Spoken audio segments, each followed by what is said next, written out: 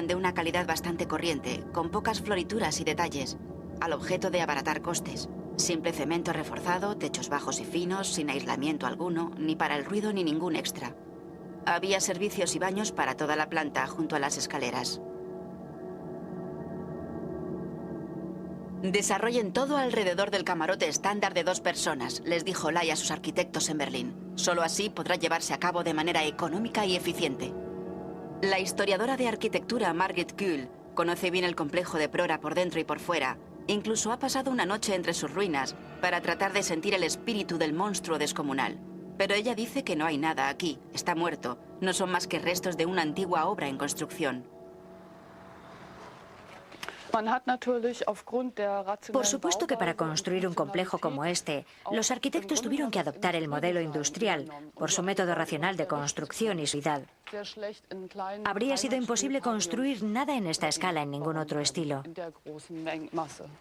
Investigando en los archivos sobre Prora, Margrit Kuhl descubrió que los primeros diseños del complejo tenían influencias de la Bauhaus alemana y del movimiento holandés Stich Art.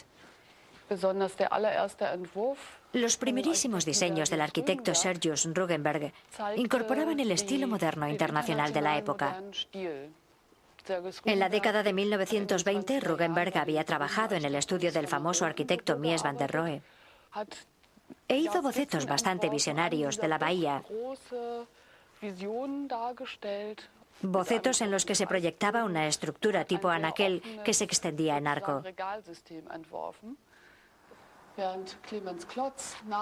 Pero al final fue Clemens Klotz quien ganó el concurso con su construcción de tejado inclinado a 2 aguas.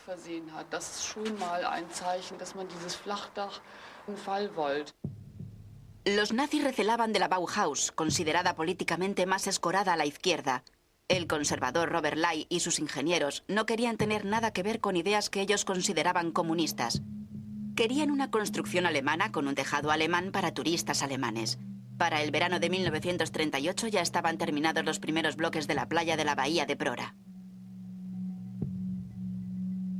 Pero el tiempo era fundamental y la ceremonia de inauguración estaba programada para el verano siguiente.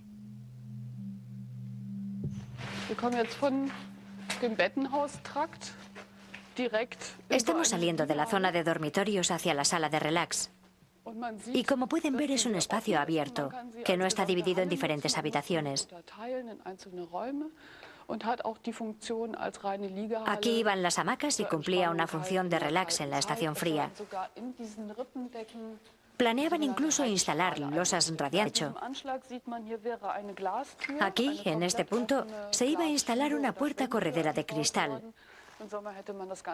En verano se podría abrir todo y se podría pasar un rato en la terraza.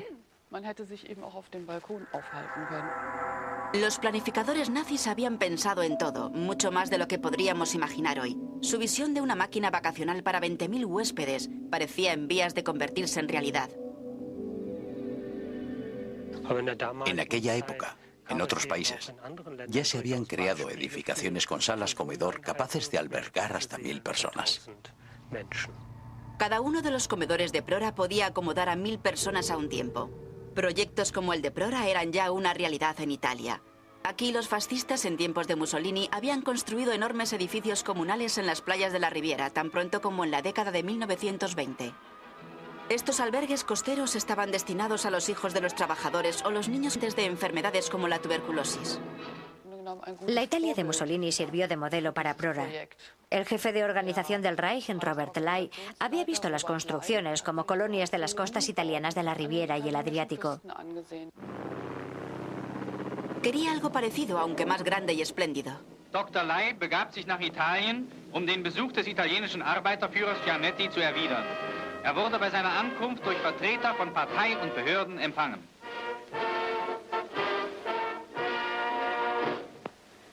Überall, wo sich zeigte, wurden ihm von den italienischen Arbeitern Beweise herzlicher Sympathie entgegengebracht. Robert Lai empezaba a embriagarse soñando con números aún mayores. Aunque aún no estaba finalizado, Prora era ya para él el prototipo de nuevos y hasta mayores complejos de vacaciones que se construirían en las costas del Báltico y el Mar del Norte. Ya se habían hecho proyectos para instalaciones en Kolberg y en la playa de Timmendorf. Sin embargo, ningún veraneante de fuerza alegría había puesto aún sus pies en la playa de la bahía de Prora. Sí, cuando estuviera terminado, se suponía que habría una especie de operación vaca lechera en Lukow para abastecer de leche a Prora. Y al lado, un jardín equipado con un sistema de aspersión. Esos eran los planes, al menos. En la pequeña bahía de Jasmunder habría embarcaciones de alquiler. Tenían muchísimos planes. Pero entonces llegó la guerra en 1939 y eso supuso el final de todos los sueños.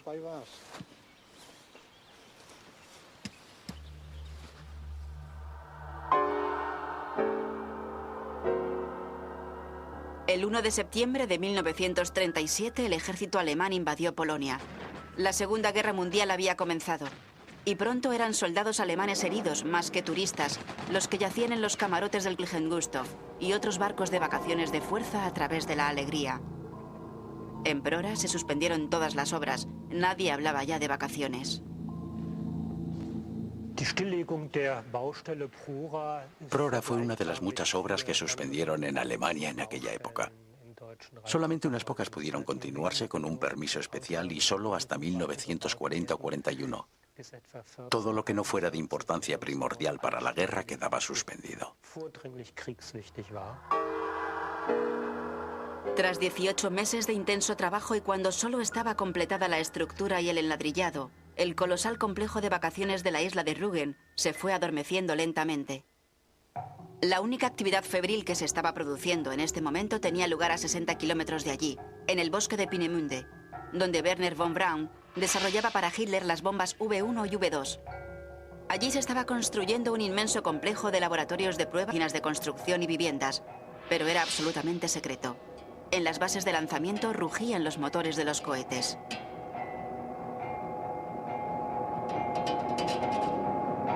$15.000 personas trabajaban a turnos en las llamadas armas de represalia de Hitler. El éxito llegó en septiembre de 1940, cuando el V2 se elevó al cielo.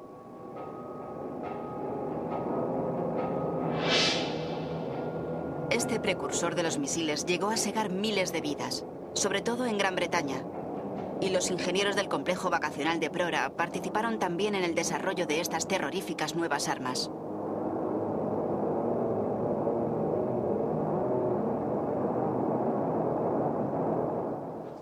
Del 1 de junio al 15 de septiembre, mi padre fue destinado a Peenemünde. Sí, yo supongo que tuvo algo que ver con las bases de lanzamiento del V2. Era arquitecto e ingeniero de construcción. Nunca hablaba de su trabajo. Creo que era absolutamente secreto. Y no creo que ni siquiera mi madre supiera a dónde se había ido. Nadie pensaba que Alemania pudiera perder la guerra. Seguían haciendo planes para después de que terminara. Para 1940 el avance alemán en el este había alcanzado su punto álgido. Grandes cantidades de trabajadores forzosos, prisioneros de guerra polacos y ucranianos, eran traídos a Alemania y a Prora. Su tarea era limpiar la obra abandonada. Transportaron toneladas de ladrillos, acero y cemento de Prora a Peenemünde. En aquella época, Kurt Ott tenía 12 años. Los primeros prisioneros de guerra polacos fueron traídos aquí a hacer el trabajo que había que hacer. Prora vio pasar cantidad de caras diferentes, polacos, rusos y de todo. En este registro oficial encontramos la lista de todas las empresas constructoras implicadas en el complejo vacacional de fuerza a través de la alegría de Prora. Hoy en día todas están en el índice de empresas que se valieron de trabajadores forzados. Muchas de ellas han pagado compensaciones 60 años después. Con todo, los trabajadores forzosos de Prora fueron relativamente afortunados porque Prora se mantuvo en paz hasta casi el final de la guerra. La última inspección de la obra se realizó en el otoño de 1941. Entonces se desmantelaron las grúas que quedaban y la onda expansiva de la declaración de guerra total de Hitler llegó hasta Prora.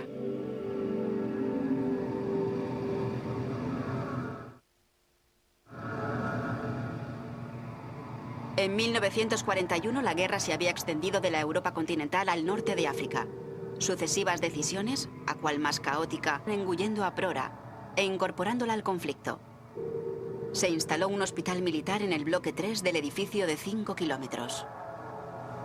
Refugiados llegados de las ciudades alemanas bombardeadas tuvieron que acampar en el esqueleto del edificio.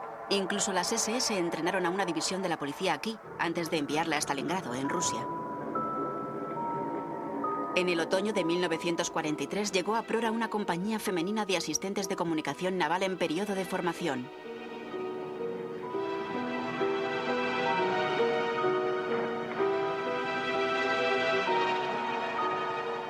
El suboficial George Vick era el instructor de telegrafía. Impresionado por el gigantesco edificio en ruinas de la playa, tomó muchas fotografías de los asombrosos restos. Incluso en Prora, las cosas empezaban a ponerse feas. George Vick recuerda aquellos días. Solo había... No había ventanas, ni puertas, ni nada. No era más que un cascarón vacío. Pero nosotros siempre supusimos que había sido proyectado como hospital militar. Sabíamos que todos los cruceros se estaban utilizando como barcos hospital militares. Y este lugar se había planeado para albergar a 25.000 heridos. Dormíamos aquí, en estas habitaciones. Éramos 20 o 22 instructores de la Escuela Femenina de Asistentes de Comunicación Naval.